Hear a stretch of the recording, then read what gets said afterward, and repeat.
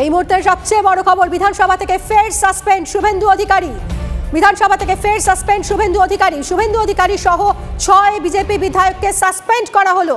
বিধানসভা থেকে ফের সাসপেন্ড হলেন শুভেন্দু অধিকারী। শুধু শুভেন্দু অধিকারী একা নন, শুভেন্দু অধিকারী সহ 6 জন বিজেপি বিধায়ককে সাসপেন্ড করা হয়েছে। প্রদীপ্ত কান্তি ঘোষ আমাদের প্রতিনিধি রয়েছেন, বিস্তারিত জানাবেন। প্রদীপ্ত, কি কারণে সাসপেন্ড করা হলো? এই বিষয়টি নিয়ে শুভেন্দু অধিকারী সাংবাদিকদের মুখোমুখি হয়েছে।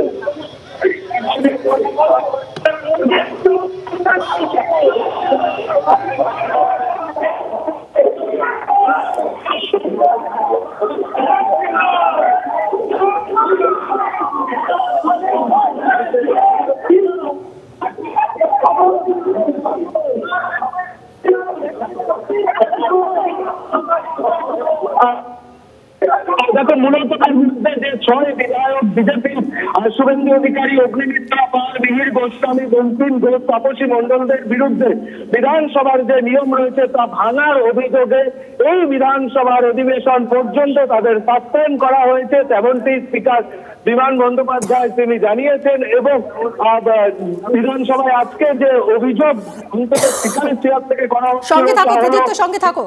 সন্দেশখালী মাতৃশক্তির জন্য সাসপেন্ড, আমরা গর্বিত। জয় ভবানী। সন্দেশখালীতে হচ্ছেটা কি? সন্দেশখালীতে হচ্ছেটা কি?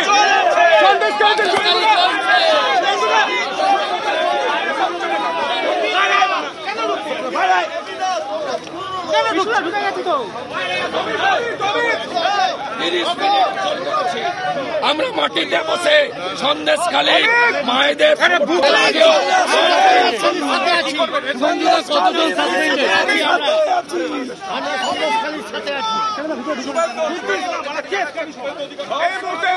সন্দেশখালীতে তারা যাবেন, সন্দেশখালীর সঙ্গে আছি।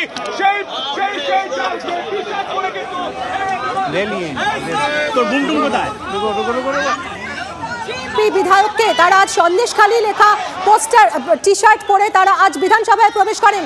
কি কারণে হলো এরকম একটা পরিস্থিতি? প্রদীপ্ত কান্তি ঘোষ আমাদের প্রতিনিধি জানাবেন। প্রদীপ্ত,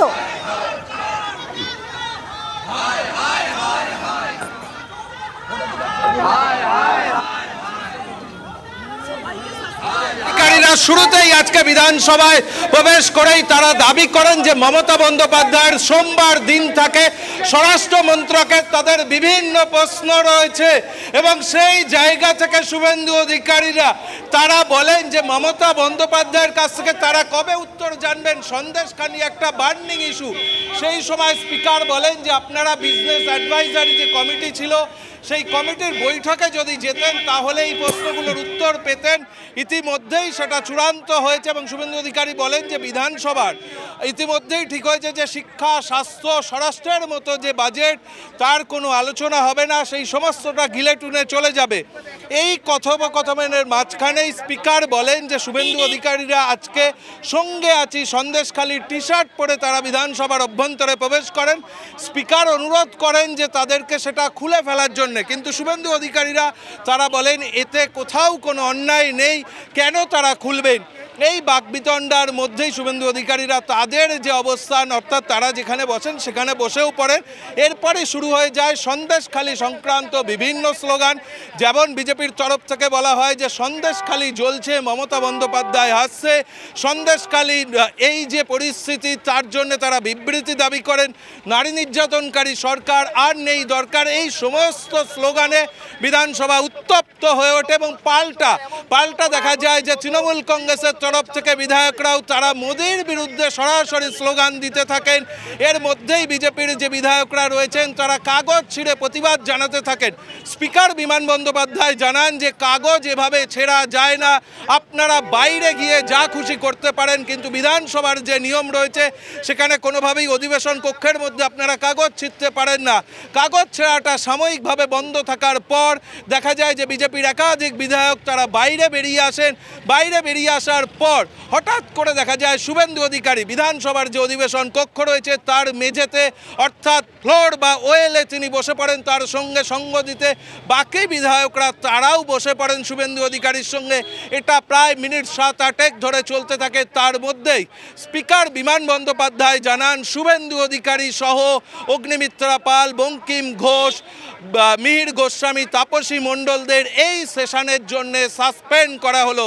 অর্থাৎ এই সেশন আগামী শনিবার পর্যন্ত চলার কথা রয়েছে। শুভেন্দু অধিকারী সহ বিজেপির যে 6 বিধায়ক সাসপেন্ড হয়েছেন তারা আগামী শনিবার পর্যন্ত বিধানসভার যে কাজকর্ম রয়েছে সেখানে তারা ঢুকতে পারবে না। এরপর শুভেন্দু অধিকারীদের বক্তব্য, তারা যে রাজ্যে সঠিক পথে এগোচ্ছে সেটা স্পষ্ট হয়ে গিয়েছে আজকে বিধানসভায় অধ্যক্ষের যে সিদ্ধান্ত, অধ্যক্ষের সিদ্ধান্ততেই স্পষ্ট হয়েছে যে তারা সঠিক পথে চলছেন এবং সন্দেশখালী নিয়ে তাদের এই মুখ্যমন্ত্রীর যে বিবৃতি দাবি সেটা কিন্তু অব্যাহত থাকবে, এটা স্পষ্ট করে দিলেন শুভেন্দু অধিকারীরা। অর্থাৎ সন্দেশখালী নিয়ে আজ উত্তপ্ত হয়ে উঠল বিধানসভা।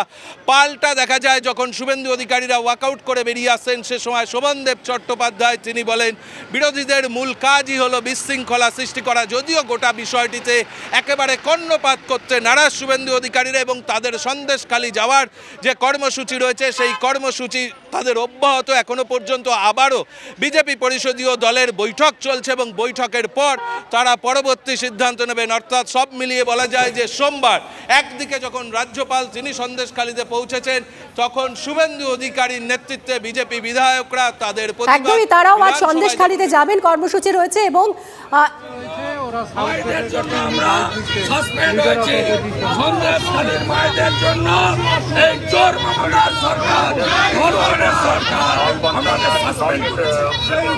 আজকে দেখা গেল শোভনদেব চট্টোপাধ্যায় সবচেয়ে বেশি উদ্যোগী ছিলেন, শোভনদেব বাবু সবচেয়ে বেশি উদ্যোগী ছিলেন আপনাদের বিরুদ্ধে ব্যবস্থা নিতে। শোভনদেব ও মমতা ব্যানার্জির নির্দেশকারী, মমতার নির্দেশ হয়েছে we all BJP MLAs are happy.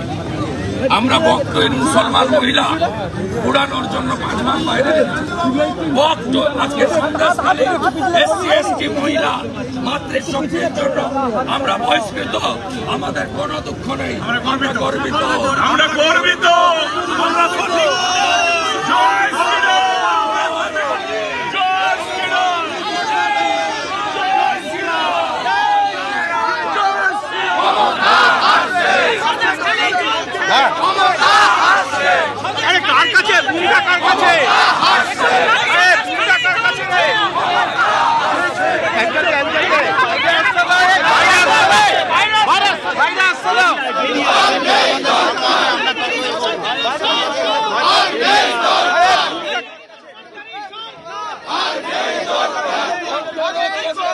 হয়ে ওঠে বিধানসভা। শুভেন্দু অধিকারী সহ 6 জন বিধায়ক বিজেপি বিধায়ককে সাসপেন্ড করা হয়েছে। সন্দেশখালীর জন্য সাসপেন্ড হয়েছে, সন্দেশখালীর মায়েদের জন্য সাসপেন্ড হয়েছে। আমরা গর্বিত, আমরা গর্বিত। সন্দেশখালীর জন্য মায়েদের জন্য আমরা সাসপেন্ড হয়েছে। সন্দেশখালীর মায়েদের জন্য এই চোর মমতার সরকার, ধর্ষণের সরকার আমাদের সাসপেন্ড করেছে। আমরা গর্বিত, আমরা গর্বিত। আমাদের যত সাসপেন্ড করবে আমরা তত এগোবো। ও মমতা ব্যানার্জির নির্দেশ, এটা মমতার নির্দেশ হয়েছে we all BJP MLAs are happy. আমরা বক্তব্য মুসলমান মহিলা উড়ানোর জন্য 5 মাস বাইরে রেখেছি।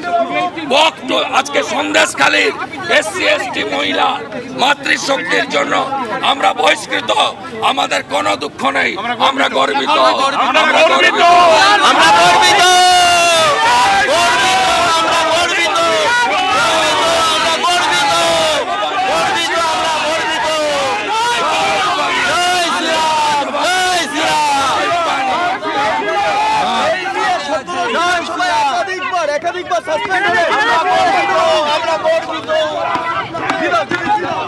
তাদের বিরুদ্ধে যে 6 বিধায়ক বিজেপির শুভেন্দু অধিকারী, অগ্নিমিত্রা পাল, মিহির গোস্বামী, বঙ্কিম ঘোষ, তাপসী মণ্ডলদের বিরুদ্ধে বিধানসভার যে নিয়ম রয়েছে তা ভাঙার অভিযোগে এই বিধানসভার অধিবেশন পর্যন্ত তাদের সন্দেশখালী ইস্যুতে আজ উত্তপ্ত হয় বিধানসভা। শুভেন্দু অধিকারী সহ 6 জন বিজেপি বিধায়ককে সাসপেন্ড করা হয়েছে। প্রদীপ্ত কান্তি ঘোষ আমাদের প্রতিনিধি রয়েছেন সরাসরি।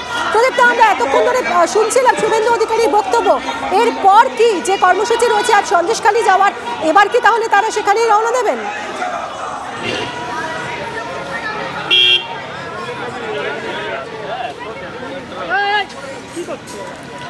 দেখো, এখনো পর্যন্ত তাদের তাই স্থির রয়েছে, তারা সন্দেশখালীর উদ্দেশ্যে রওনা দেবেন এবং তাদের যে সিদ্ধান্ত তা হলো যেখানে আটকানো হবে সেখানেই তারা বসে পড়বেন এবং তারা সন্দেশখালীতে অশান্তি পাকাতে যাচ্ছেন না, এটা স্পষ্ট করে দিচ্ছেন পশ্চিমবঙ্গ বিধানসভার বিরোধী দলনেতা শুভেন্দু অধিকারী। তার বক্তব্য, যেহেতু 144 ধারা রয়েছে এবং সে কারণে তাদের যে মহিলা বিধায়করা রয়েছেন 4 জন মহিলা বিধায়ককে যাতে পুলিশ পারমিশন দেন সন্দেশখালী যাওয়ার, তারা সেই অনুরোধ করবেন এবং সেই অনুরোধ মেনে যদি দেখা যায় পুলিশ তাদেরকে ছেড়ে দিচ্ছে, না হলে পরবর্তী সিদ্ধান্ত ওখানে বসেই তারা নেবেন।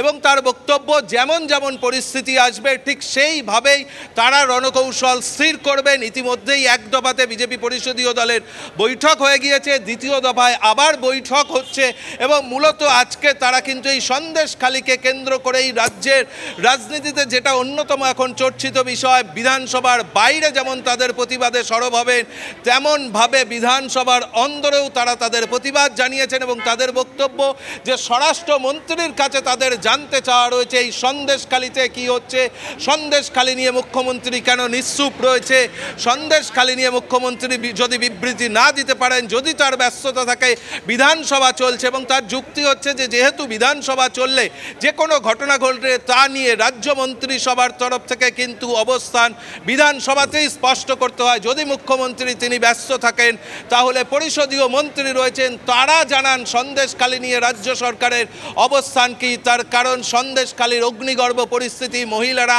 নানা অভিযোগ সামনে নিয়ে আসছে, ফলে একদিকে যেমন মুখ্যমন্ত্রীর অনুপস্থিতি তেমন গোটা ঘটনা জুড়ে রাজ্য সরকারের নীরব অবস্থানকেই তারা সামনে তুলে ধরছেন। এবং নজর থাকবে এদিকে। প্রদীপ্ত, অনেক ধন্যবাদ তোমায়।